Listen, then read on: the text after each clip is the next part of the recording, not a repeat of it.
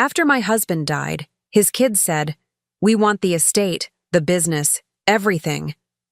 My lawyer begged me to fight. I said, "Give it all to them." Everyone thought I'd lost my mind. At the final hearing, I signed the papers. The kids smiled, until their lawyer turned pale when he read. I'm glad to have you here. Follow my story until the end and comment the city you're watching from, so I can see how far my story has reached. The funeral flowers were still fresh when they decided to destroy me. I sat in Floyd's leather chair in his home office, the same chair where he'd spent countless evenings reviewing business documents and planning our future together. 22 years of marriage, and now I was supposed to pretend that the two men standing before me had any right to decide my fate. Sidney, Floyd's eldest son, wore his father's death like an expensive suit, perfectly tailored to his advantage. At 45, he possessed the same commanding presence Floyd once had, but none of the warmth. His steel-gray eyes swept over me with the cold calculation of a businessman evaluating a bad investment. "Colleen," he said, his voice carrying that patronizing tone I'd grown to hate over the years.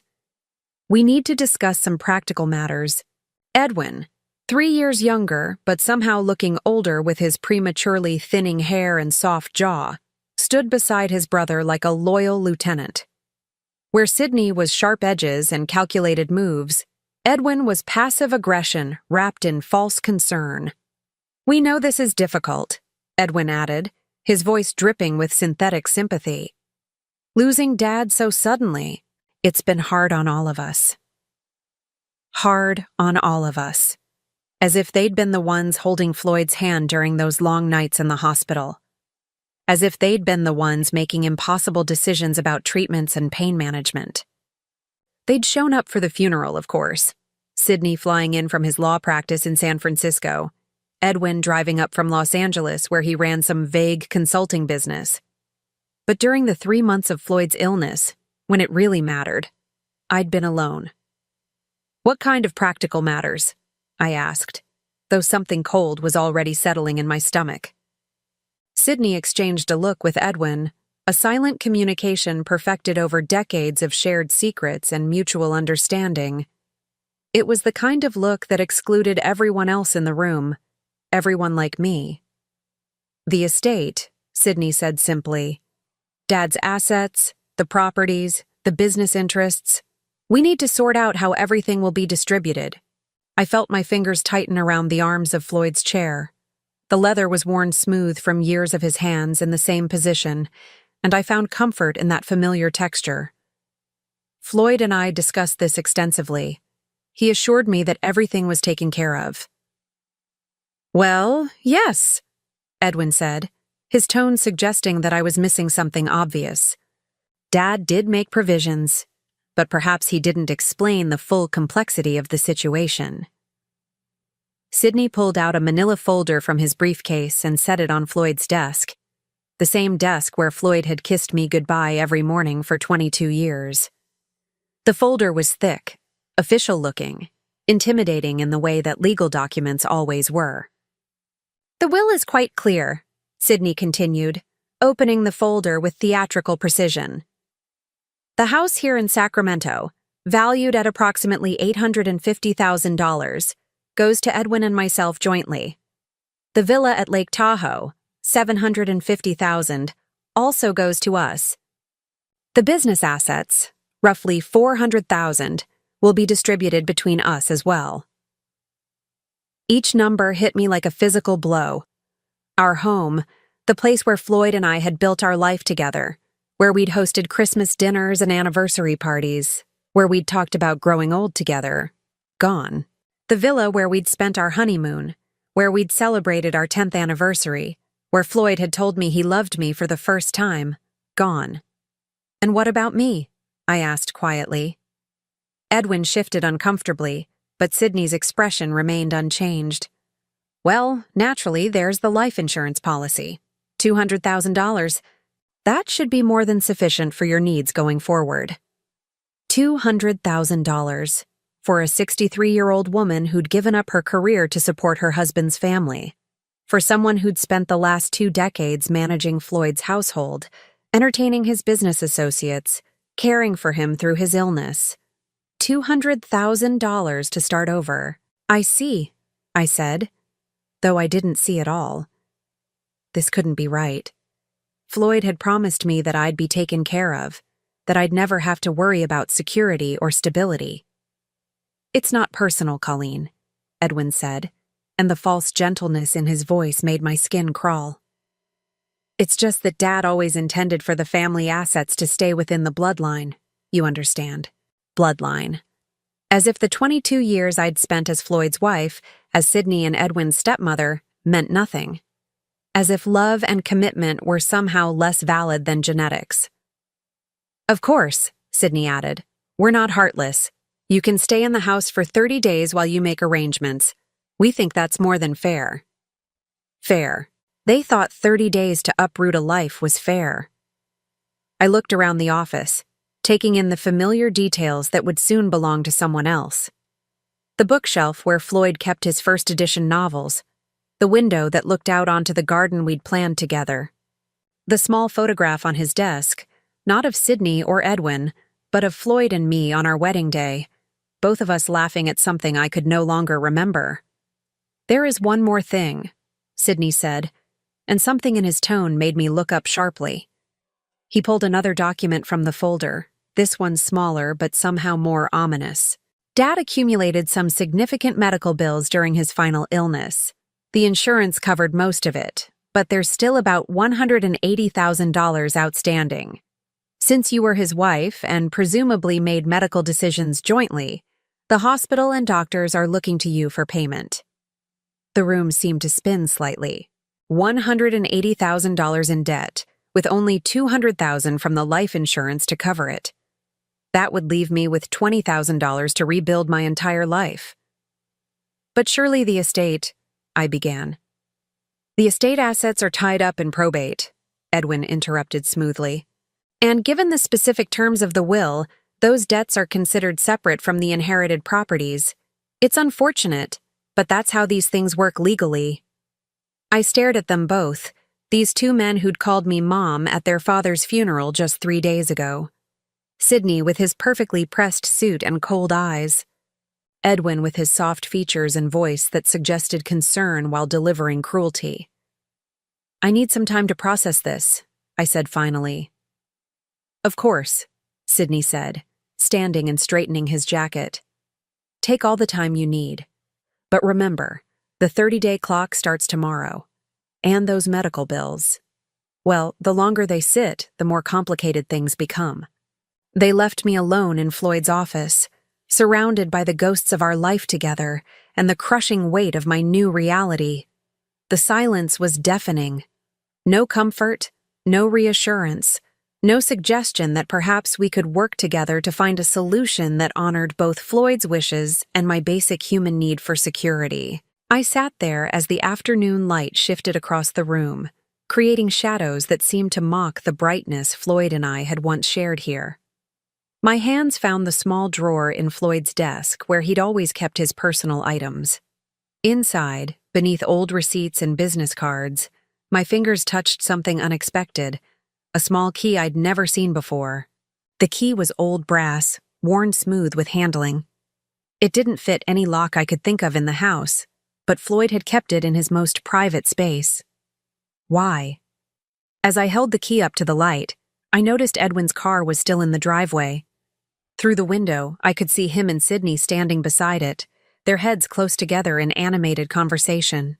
They were celebrating, I realized, dividing up their inheritance, planning what they'd do with their newfound wealth.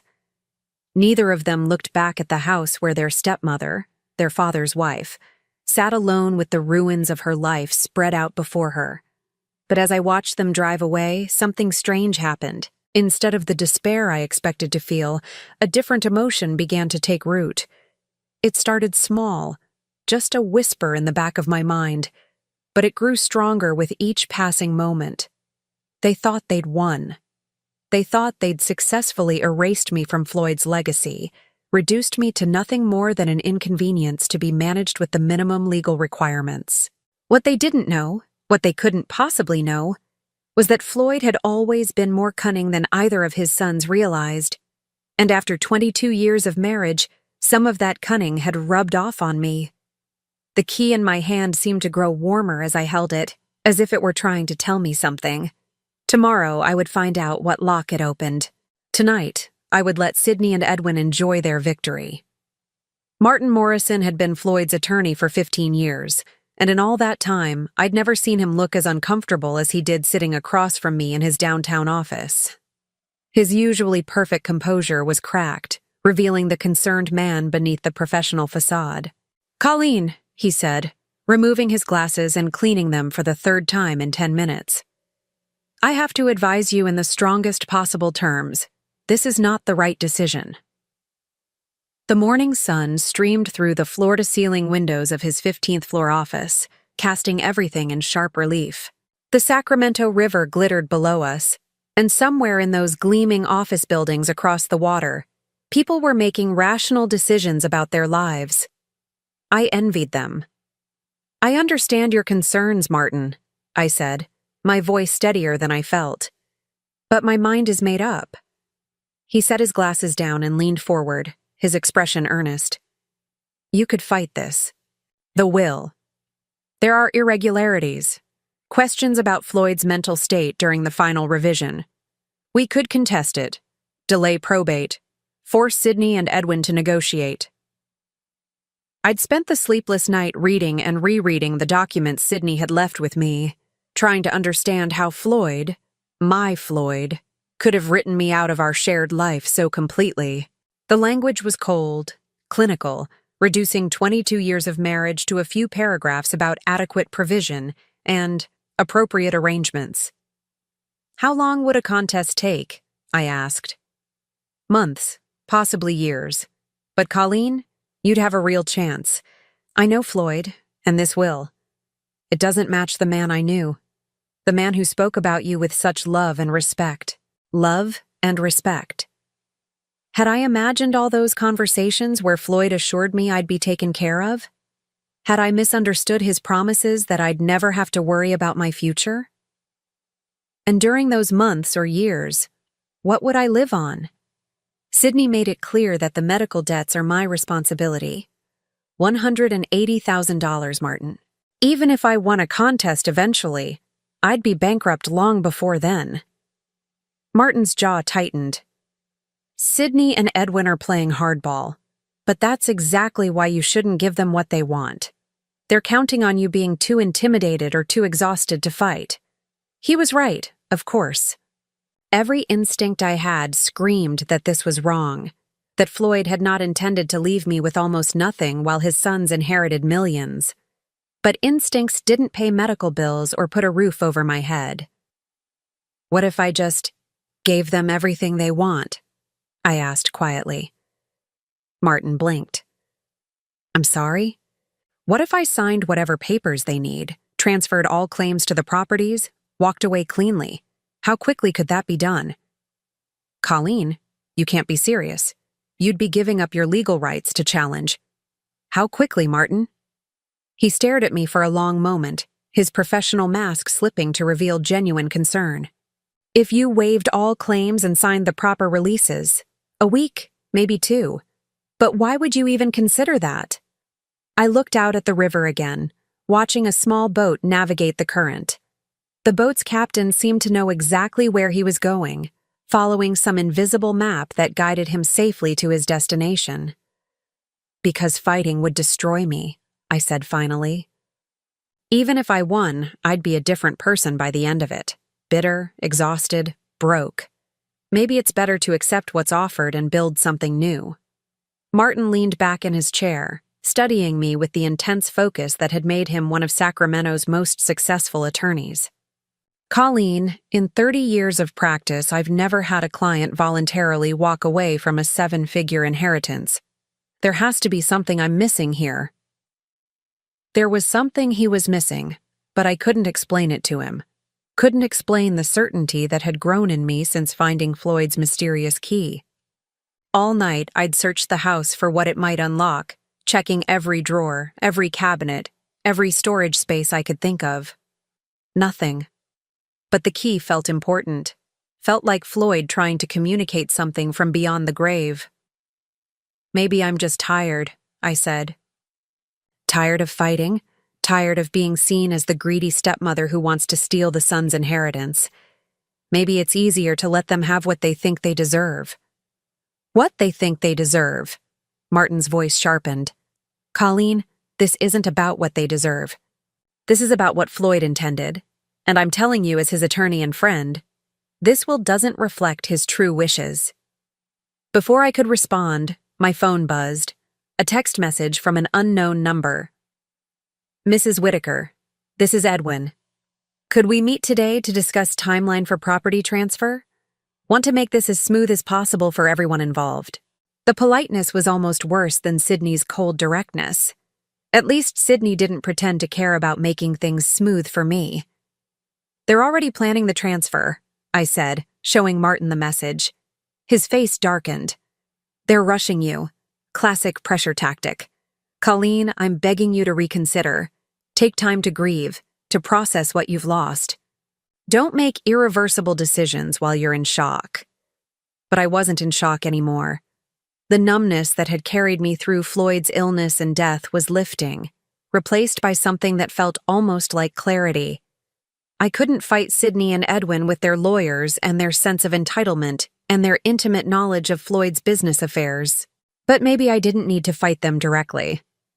If I were to sign the papers, I said slowly, what exactly would I be signing away? Martin sighed heavily, recognizing defeat. All claims to the primary residence, the Lake Tahoe property, the business assets, any joint accounts or investments. You'd retain only the life insurance payout and any personal property that was specifically yours before the marriage. And in exchange? They'd agree to handle the medical debts from the estate funds before distribution. You'd walk away clear of those obligations. That was something, at least. It would leave me with the full $200,000 instead of just $20,000 after debt payments. Still not enough for long-term security, but enough to survive while I figured out what came next. I need to see the exact language, I said. Martin opened his laptop and began typing. I'll draft something that protects your interests as much as possible under the circumstances. But Colleen, once you sign this, there's no going back. You'll have no legal recourse if you later discover information that would have changed your decision. I understand. But even as I said it, I wondered if I really did understand. The key in my purse seemed to grow heavier, a constant reminder that Floyd had left me something, some message or instruction that I hadn't yet deciphered. Was I making a terrible mistake by giving up so easily? Or was I being guided by an instinct that ran deeper than logic? My phone buzzed again. This time it was Sydney. Mother, we appreciate your cooperation in this difficult time. Edwin and I want to make the transition as painless as possible. Perhaps we could finalize everything by the end of the week. Mother. He called me Mother when he wanted something, but it rang hollow now. Where had that familial concern been during Floyd's final months when I'd sat alone in hospital waiting rooms? They want everything signed by the end of the week, I told Martin. Of course they do. The faster they can get your signature, the less time you have to change your mind or seek a second opinion. He looked at me intently. Colleen, there's something about this whole situation that feels wrong to me. Sydney and Edwin are acting like they're afraid you might discover something that would complicate their inheritance. Men don't typically rush through probate unless they have reason to worry. That thought had occurred to me too. In all the years I'd known Sydney and Edwin, they'd never been particularly efficient or urgent about anything. Sydney was methodical to a fault, and Edwin was positively leisurely in his approach to business. This sudden push for quick resolution felt out of character. Maybe they're just eager to move on, I said, though I didn't believe it myself. Or maybe they know something you don't. Martin closed his laptop and leaned forward again. Colleen, I'm going to ask you one more time. Will you at least take 48 hours to think about this? Sleep on it. Talk to a friend, a counselor, someone who isn't emotionally invested in the outcome. I almost laughed. A friend? Floyd and I had been each other's best friends for 22 years. We'd let other friendships fade as we'd focused on building our life together, entertaining his business associates, managing his household. I'd been Floyd's wife, Sydney and Edwin's stepmother, but I'd never quite figured out who I was as an individual woman. "I don't need 48 hours, I said. "I've already decided." Martin studied me for a long moment, then nodded slowly. "All right. I'll draft the papers, but I want everything in writing. Their agreement to handle the medical debts, a clear timeline for when you'll receive the insurance payout, and a clause that protects you from any future claims related to Floyd's estate." "Thank you. Don't thank me yet. I'm about to help you make what might be the biggest mistake of your life." As I left Martin's office and walked through the marble lobby toward the elevator, I caught a glimpse of my reflection in the polished walls. The woman looking back at me was someone I barely recognized. Older, certainly, but also somehow more solid, more present. For 22 years, I'd been Floyd's wife, defined by my relationship to him and to his sons. For the first time since his death, I was being forced to figure out who Colleen Morrison Whitaker was when stripped of those roles. The elevator doors opened, and I stepped inside. As we descended toward the parking garage, I touched the key in my purse one more time. Floyd had left me something, I was sure of it, and whatever it was, Sydney and Edwin didn't know about it. The key opened a safety deposit box at First National Bank on J Street, a box I never knew existed. I'd spent 2 days methodically searching every inch of our house, growing more frustrated with each empty drawer and meaningless cabinet. It wasn't until I was going through Floyd's wallet, the one the hospital had returned with his personal effects, that I found the small business card tucked behind his driver's license. First National Bank, with a handwritten number on the back, 379. The bank manager, a kind woman named Patricia who remembered Floyd from his occasional visits, led me down to the vault with appropriate sympathy. "Mr. Whitaker was very specific about this box," she said as we descended the marble steps. "Only you and he had access. He opened it about 6 months ago." 6 months ago. Right around the time Floyd's health had started declining, when he'd begun having those mysterious business meetings that he'd never quite explained to me. The box was larger than I'd expected, and heavier. Patricia left me alone in the small viewing room, and with trembling fingers, I lifted the metal lid. Inside were documents, lots of them. But these weren't the legal papers I'd expected, wills or insurance policies or business contracts. These were personal letters, printed emails, financial statements, and what looked like surveillance reports. The first thing that caught my eye was a letter in Floyd's handwriting, dated just 2 months before his death. The envelope was marked, "For Colleen, open only after reading everything else." I set that aside and picked up the next document, a printed email exchange between Sydney and someone named Marcus Crawford. The timestamp showed it was from 8 months ago, and as I read, my blood grew cold. "Marcus, Dad's getting worse. The doctors think he's got maybe 6 months. We need to move faster on the transfer protocols. Can you expedite the paperwork we discussed?" The reply was equally chilling. "Sydney, I've prepared the documents as requested. Once your father signs, the business assets will be restructured under the shell companies we established. The personal properties can be transferred immediately upon death. What about the wife? Colleen won't be a problem. She doesn't understand the business side, and by the time she figures out what's happening, it'll be too late. Dad trusts us completely." I had to read it twice before the meaning sank in. They'd been planning this for months. While I was caring for Floyd, driving him to doctor appointments, managing his medications, his sons were plotting to steal not just from me, but from their own father. The next document was a bank statement for an account I'd never heard of. Whitaker Holdings, LLC. The balance showed $4.7 million. Below it was a handwritten note from Floyd. "Colleen, this is our real savings. The boys think all my money is tied up in the house and business, but I moved the bulk of our assets here months ago. I was trying to protect us. $4.7 million. We weren't poor. We weren't even middle class. Floyd had been quietly wealthy, and Sydney and Edwin had been trying to steal from their dying father. My hands shook as I reached for the next item, a folder labeled Private Investigation Confidential. Inside were photographs, financial records, and a summary report from someone named James Mitchell, licensed private investigator. The photos showed Sydney entering and leaving what appeared to be an upscale casino in Reno. The timestamps indicated he'd made multiple trips over the past year, sometimes staying for several days. The financial records painted an even grimmer picture. Sydney owed $230,000 to various creditors, most of them connected to gambling debts. Edwin's file was just as damning.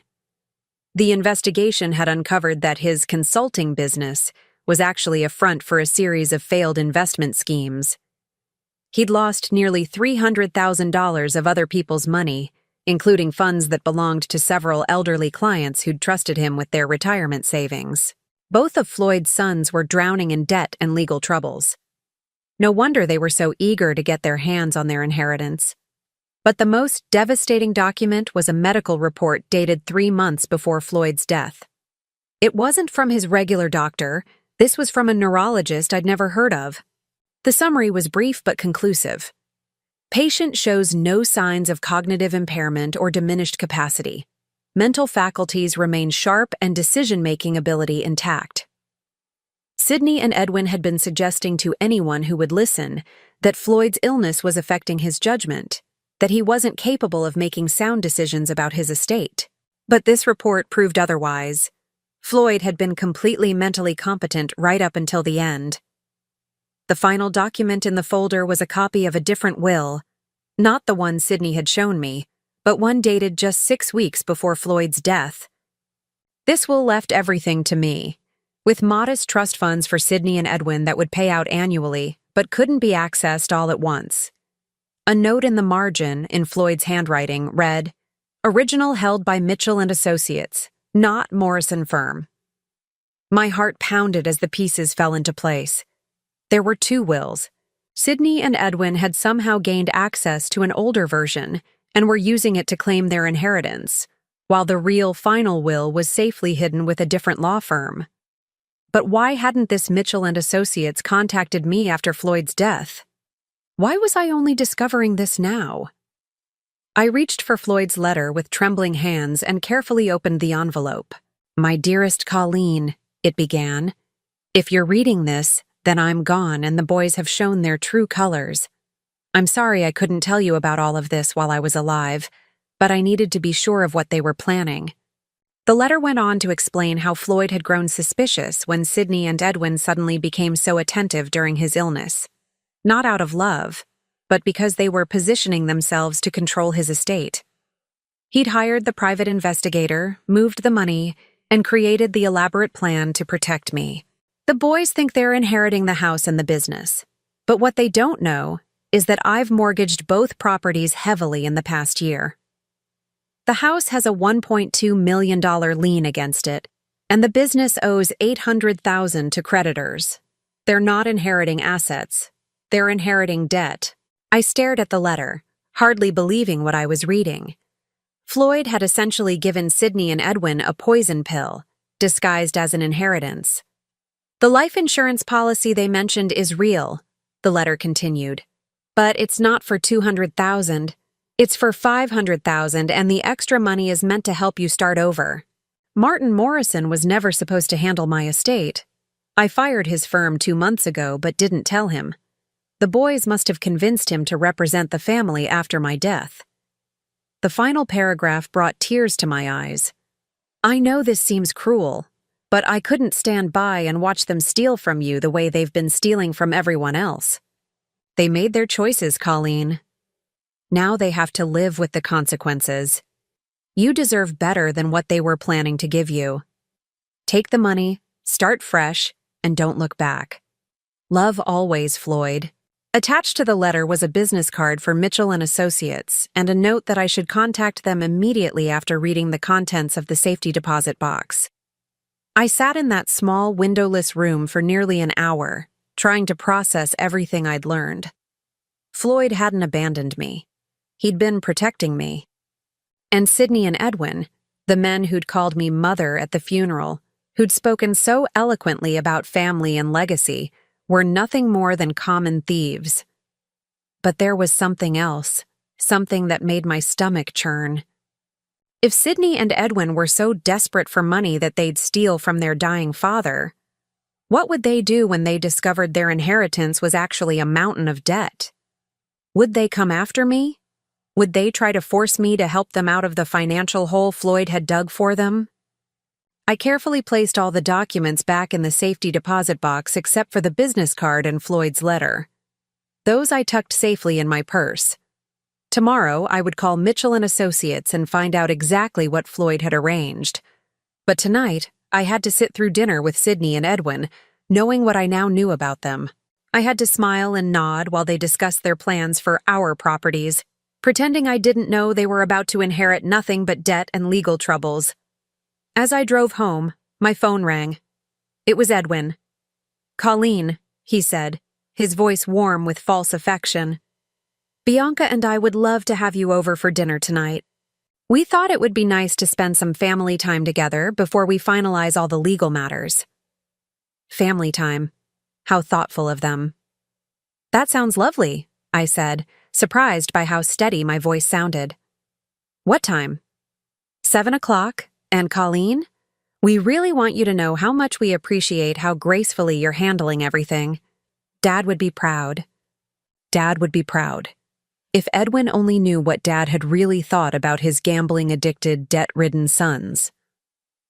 As I hung up and continued driving toward what would probably be my last dinner as a member of the Whitaker family, I realized something had changed in me. The grief and confusion I'd been carrying since Floyd's death were still there, but they were now mixed with something else. Something harder and more focused. Sydney and Edwin thought they were so clever, manipulating the grieving widow, rushing me into decisions before I could think clearly. They had no idea that their father had been 10 steps ahead of them the entire time, and they certainly had no idea that I was about to be 10 steps ahead of them too. Dinner was going to be very interesting indeed. Edwin and Bianca's house in Granite Bay was a monument to borrowed money and false success. As I pulled into their circular driveway, I couldn't help but notice the new luxury cars, a BMW and a Mercedes, that clearly cost more than most people made in a year. Now I understood where the money had come from. Bianca answered the door wearing a designer dress that probably cost more than my monthly grocery budget. At 38, she'd perfected the art of looking expensively maintained. Highlights that cost $600 every 8 weeks, nails that required weekly touch-ups, jewelry that sparkled with the kind of stones that came with insurance riders. "Colleen!" she exclaimed, pulling me into an air kiss that barely grazed my cheek. "You look wonderful. How are you holding up?" The concern in her voice was about as genuine as her nail color, but I smiled and played along. "I'm managing, dear. Thank you for having me." Sydney was already there, lounging in Edwin's study with a scotch in his hand that probably cost more per bottle than I spent on groceries in a month. The room was all dark wood and leather, designed to project success and stability. What it actually projected, now that I knew the truth, was desperate overreach. "Mother," Sydney said, standing to give me a brief hug. "You're looking better. I was worried about you after our conversation yesterday." Yesterday, when he'd told me I was essentially homeless and bankrupt. Such touching concern. Edwin emerged from the kitchen carrying a wine glass filled with what looked like a very expensive Chardonnay. "Colleen, so glad you could make it. Bianca's been cooking all afternoon. Her famous herb-crusted salmon." The three of them moved around me like gracious hosts, offering drinks and appetizers, commenting on my appearance, asking about my plans. It was a masterful performance of family concern, And if I hadn't spent the afternoon reading about their gambling debts and failed business ventures, I might have been touched. Dinner was served in their formal dining room, complete with china that looked like it belonged in a museum and silverware heavy enough to be weapons. Bianca had indeed outdone herself. The salmon was perfectly prepared, the wine expertly paired, the presentation flawless. "So," Sydney said as we settled into the main course, "Martin Morrison called me this afternoon. He mentioned you're ready to move forward with the estate transfer." I took a delicate bite of salmon, buying time. "Yes, I've decided that fighting over Floyd's wishes isn't how I want to spend my remaining years. Family harmony is more important than money." The relief that flickered across Edwin's face was almost comical. That's wonderful, Colleen. Really wonderful. Dad would be so pleased to know we're all working together. "We've prepared some papers," Bianca added, reaching for a manila folder that had been sitting on the sideboard. "Just to make everything official. Our attorney drew them up to complement what Martin is handling." Their attorney. Of course they'd brought in their own legal representation. I wondered if this mysterious lawyer knew about Sydney's gambling debts or Edwin's fraudulent investment schemes. "How thoughtful," I said, not touching the folder. "But I should mention that I've been doing some thinking about the medical bills." The temperature in the room seemed to drop several degrees. Sydney set down his wine glass with just a bit too much force. "What kind of thinking?" Edwin asked, his voice carefully neutral. "Well, $180,000 is a substantial amount. I was wondering if perhaps we should have an accountant review the estate's liquid assets before I commit to taking on that debt personally." Sydney and Edwin exchanged a look, the same kind of silent communication I'd witnessed in Floyd's office, but this time I could read the subtext. They were afraid I might discover something. "Colleen," Sydney said carefully, "I thought we'd explain that the estate assets are tied up in probate.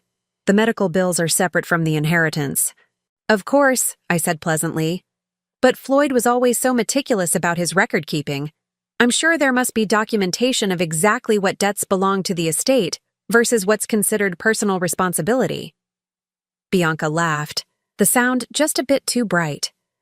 "Oh, Edwin handles all that boring financial stuff. Don't you, honey?" Edwin nodded rapidly. "Absolutely. Everything's been properly categorized.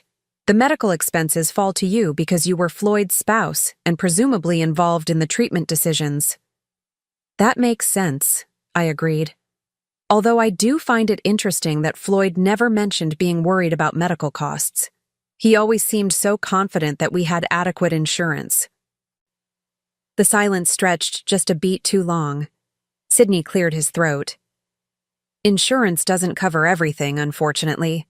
Dad's treatment was quite extensive in those final months." I knew I was walking into dangerous territory, but I couldn't resist pressing just a little. "I suppose I should contact the hospital directly. Get an itemized breakdown of what's owed and what the insurance actually covered." Edwin's fork clattered against his plate. That's not necessary, Colleen. I've already handled all that. Very thoroughly." "I'm sure you have," I said. "But as Floyd's widow, I feel responsible for understanding exactly what happened financially during his final illness. It's the least I can do for his memory." Bianca jumped up suddenly. "Who wants dessert?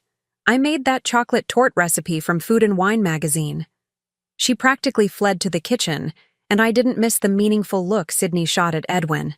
They were rattled, and I'd barely begun to probe. "Colleen," Sydney said, leaning forward with what I supposed was meant to be a paternal expression, "I hope you're not second-guessing our arrangement because of something someone else said. Sometimes people who aren't familiar with estate law can give misleading advice." "Oh no," I assured him. "I'm not second-guessing anything. I'm just trying to be thorough. Floyd always said that the devil was in the details." Edwin laughed nervously. "Dad did love his paperwork." "He certainly did. In fact, I've been going through his office, and I keep finding documents I don't understand. Bank statements for accounts I've never heard of. Business papers for companies I didn't know he was involved with." The color drained from Edwin's face. What kinds of documents? Oh, nothing important, I'm sure. Just confusing financial statements. Although I did find a safety deposit box key that I'd never seen before. Sydney went very still. A safety deposit box? Yes. Isn't that odd? I thought I knew about all of Floyd's financial arrangements, but apparently he had some accounts and boxes I wasn't aware of. I suppose I should look into those before we finalize everything. The look that passed between the brothers this time was pure panic, quickly suppressed but unmistakable. Mother, Sydney said, his voice strained with the effort to sound casual. You shouldn't worry yourself with all that paperwork. Legal documents can be very confusing for someone without a business background. Why don't you let Edwin and me handle reviewing whatever you found? That's very sweet of you both, I said. But I think Floyd would want me to understand our financial situation myself. After all, I'll be managing on my own from now on. Bianca returned with the tort, her smile looking somewhat forced. As she served dessert, the conversation shifted to safer topics. The weather, Edwin's latest consulting project, Sydney's law practice. But I could feel the tension underneath their polite chatter like an electrical current waiting to spark. After dinner, as I prepared to leave, Sydney walked me to my car. Colleen, he said, his hand on my car door. About those documents you mentioned finding. Yes? It would probably be best if you brought them to our next meeting. Let us help you sort through what's important and what isn't. Dad's filing system wasn't always logical. I smiled at him, the same pleasant smile I'd worn all evening. Of course, Sydney. Family should help family. But as I drove away, I caught a glimpse of him in my rearview mirror, standing in the driveway with his phone already pressed to his ear. He was making a call that couldn't wait until he got back inside. By the time I reached home, my own phone was ringing. It was a number I didn't recognize. Mrs. Whitaker? This is James Mitchell from Mitchell & Associates. I believe you may have some documents that belong to my office? Mr. Mitchell, I said, settling into Floyd's chair in his study. How did you know I'd found them? Your husband was very specific in his instructions. If you found the safety deposit box, I was to contact you within 24 hours. Ma'am, we need to meet as soon as possible. There are some things about your husband's estate that you need to know before you sign anything with Sydney and Edwin. What kinds of things? Things that will change everything, Mrs. Whitaker. Everything. As I hung up the phone and looked around Floyd's study, my study now, I realized that the invisible game I'd been playing all evening was about to become very visible indeed. Sydney and Edwin thought they were manipulating a grieving widow, but they had no idea that their father had been playing a much longer, much more sophisticated game. James Mitchell's office was nothing like Martin Morrison's polished downtown suite. Located in a modest building in Midtown Sacramento, it had the comfortable, lived-in feeling of a place where real work got done rather than impressive clients got courted. Mitchell himself was a surprise. A soft-spoken man in his 60s with kind eyes and hands that showed he'd worked for everything he'd earned. Mrs. Whitaker, he said, rising from behind a desk that was organized chaos incarnate. Thank you for coming so quickly. Please sit down. We have a lot to discuss. I settled into the worn leather chair across from his desk, my purse containing Floyd's letter held tightly in my lap. Mr. Mitchell, I have to admit I'm confused about all of this. I didn't even know Floyd had hired another attorney. He hired me about 8 months ago, Mitchell said, pulling out a thick file. Initially, it was just to conduct a discreet investigation into some financial irregularities he'd noticed. But as we uncovered more information, my role expanded significantly. He opened the file, and I could see it contained copies of many of the same documents I'd found in the safety deposit box, along with others I hadn't seen. Your husband was a very thorough man, Mrs. Whitaker. When he realized what his sons were planning, he developed a comprehensive strategy to protect you and ensure they faced consequences for their actions. The investigation showed they were stealing from him? Mitchell nodded grimly. Sydney had been forging his father's signature on loan documents, using the family business as collateral for his gambling debts. Edwin was worse. He'd been systematically transferring funds from client accounts into his own shell companies. Both of them were facing potential criminal charges if their activities came to light. I felt a chill settle over me. Criminal charges? Grand larceny, wire fraud, elder abuse. Your husband could have had them both arrested. Instead, he chose a more creative form of justice. Mitchell pulled out a different set of documents and spread them across his desk. These are the real estate records for the house and the Lake Tahoe property. As of 6 months ago, both properties are leveraged to the maximum. Your husband took out mortgages totaling $1.2 million on the house and $800,000 on the villa. But why would he do that? We owned both properties free and clear. Because he knew Sydney and Edwin would inherit them, and he wanted to ensure they inherited the associated debts as well. The money from those mortgages? It's sitting safely in the Whitaker Holdings account that only you can access. My head spun as I tried to process what he was telling me. So when they inherit the properties, they inherit properties worth approximately $1.6 million, but with mortgages totaling $2 million. They'll owe $600,000 more than the houses are worth. That's not possible. They showed me the will. They showed you an outdated will, Mitchell interrupted gently. One that was superseded by a final version your husband executed 6 weeks before his death.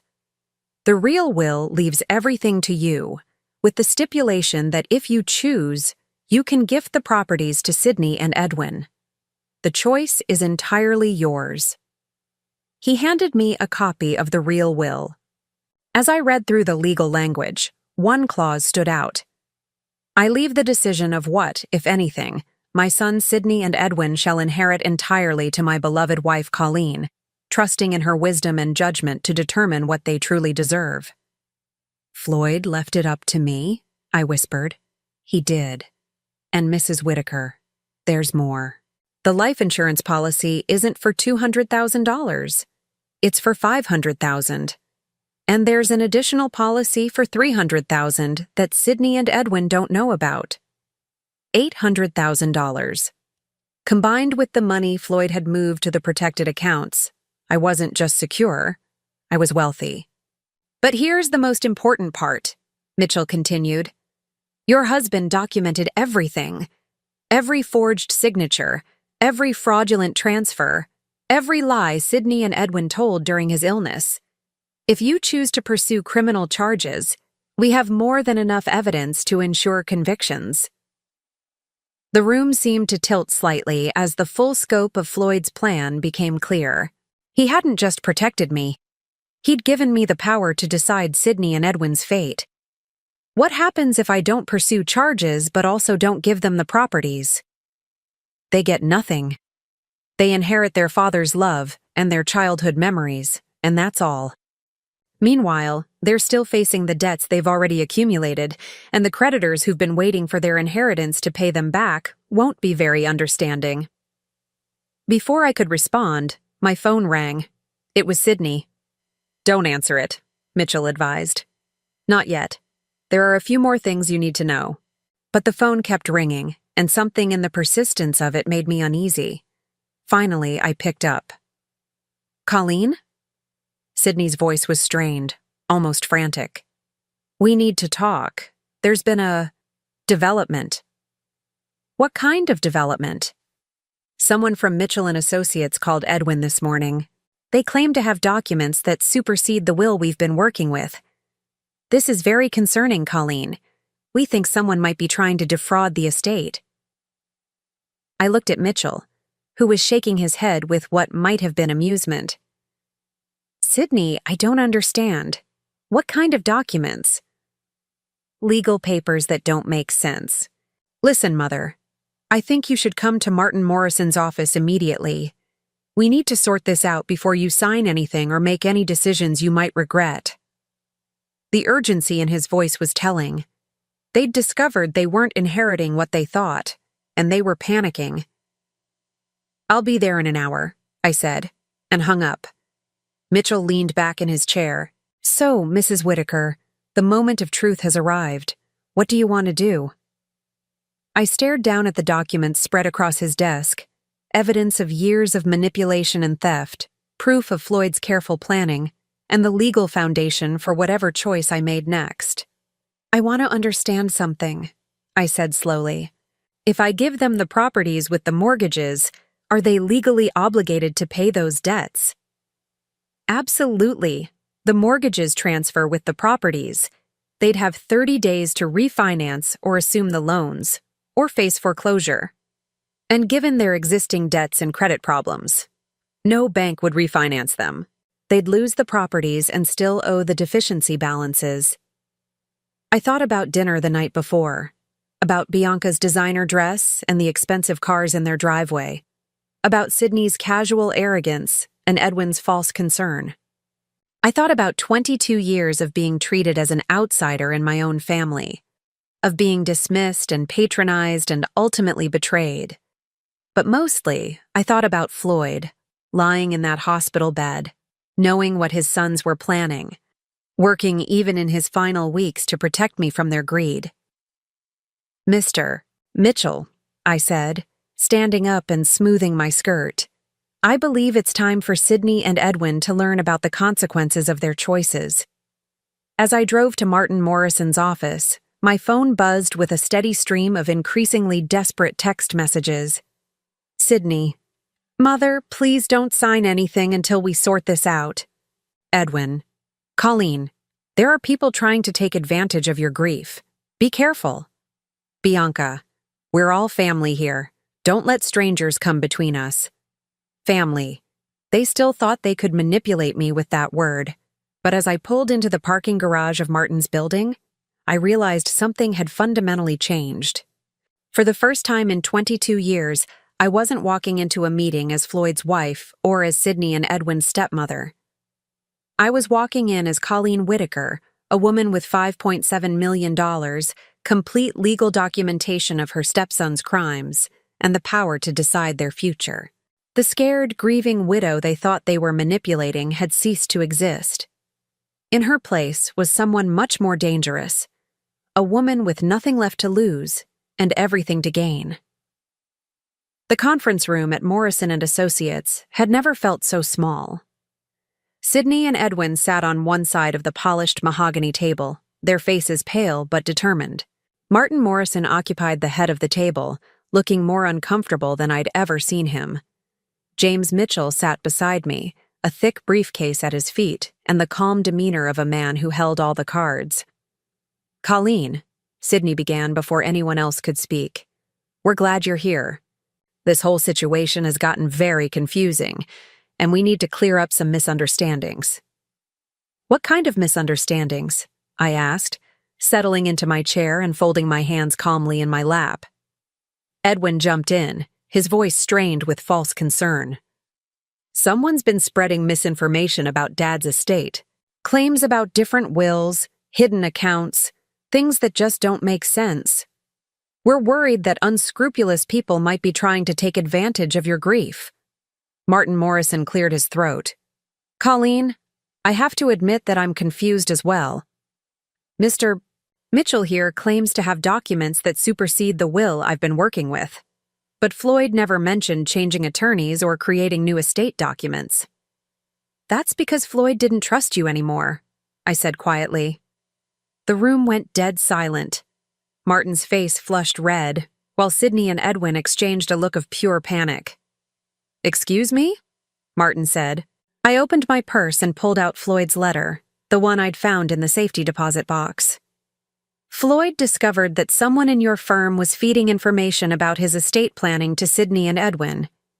He couldn't be sure if it was you personally or someone in your office, so he decided to take his business elsewhere. That's impossible, Sydney said quickly. Dad trusted Martin completely. Did he? I looked directly at Sydney, enjoying the way his confident facade was beginning to crack. Then why did he secretly hire a private investigator 8 months ago to look into your financial activities?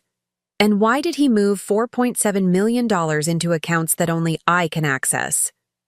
Edwin made a choking sound. 4.7 million? That's not possible. Dad didn't have that kind of liquid assets. Actually, he did, James Mitchell said, opening his briefcase and pulling out a thick folder. Your father was considerably wealthier than either of you realized. He'd been quietly building a portfolio for years, specifically to ensure Colleen's security after his death. He spread documents across the table, bank statements, investment records, property deeds. The house you think you're inheriting? It has a $1.2 million mortgage against it. The villa at Lake Tahoe? $800,000 in liens. Your father took out these loans specifically to saddle any inheritance with debt. Sydney's face had gone from pale to gray. You're lying. I'm afraid not, Mitchell continued calmly. Your father documented everything very carefully, including your gambling debts, Sydney, $230,000 to various creditors, and Edwin's fraudulent investment schemes, which have cost his clients nearly $300,000. This is harassment, Edwin said, his voice cracking. You can't prove any of this. Mitchell smiled and pulled out another folder. Actually, I can. Bank records showing forged signatures on loan documents, wire transfer records proving embezzlement, recorded phone conversations where both of you discussed manipulating your father's estate while he was dying in the hospital. The temperature in the room seemed to drop 10 degrees. Martin Morrison was staring at the documents with the horrified expression of a man realizing he'd been completely played. Colleen, Sydney said, his voice now openly desperate. Surely you don't believe these fabrications. We're family. We love you. Family, I repeated. The way you loved me when you told me I was inheriting $20,000 after 22 years of marriage.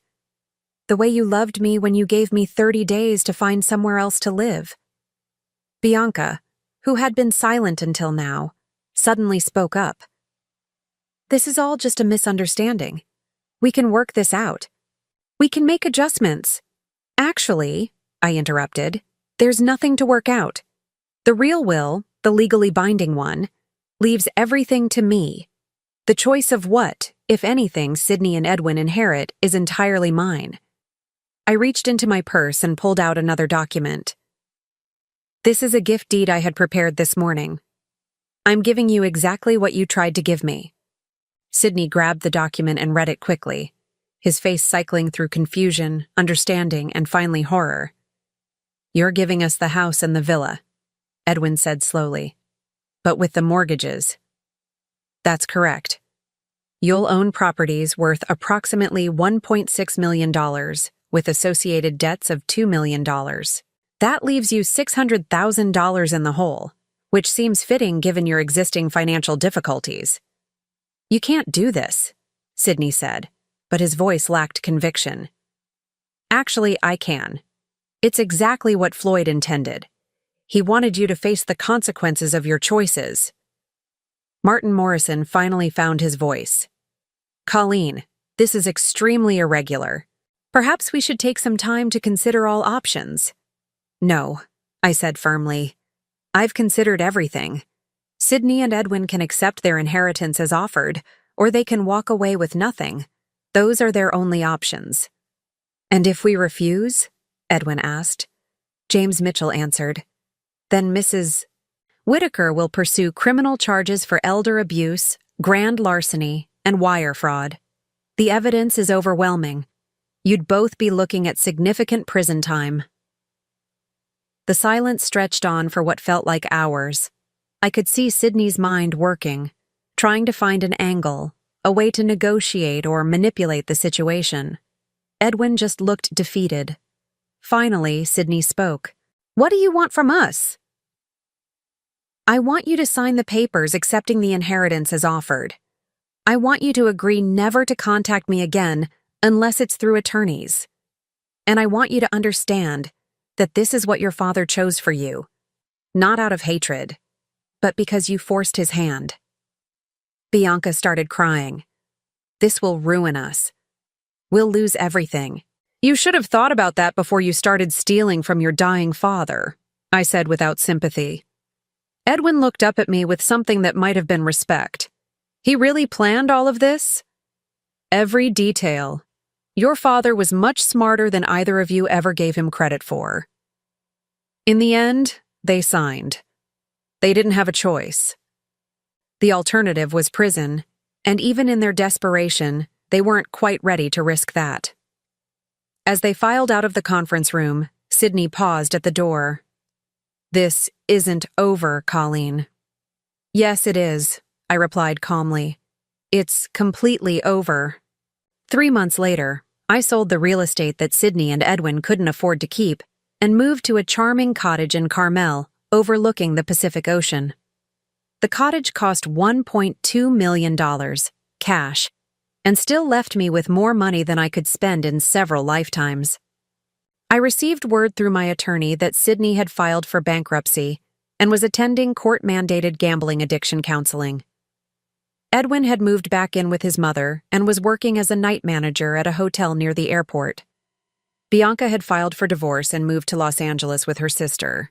Sometimes, usually in the evening when the fog rolled in from the ocean, I would think about Floyd and wonder if he would approve of how everything had turned out.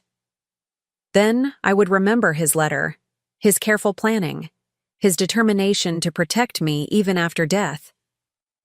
I think he would have been very satisfied indeed. The cottage came with a beautiful garden that the previous owners had neglected. I spent my days bringing it back to life, planting roses like the ones Floyd and I had grown together, creating herb gardens and flower beds that bloomed in carefully planned succession throughout the year.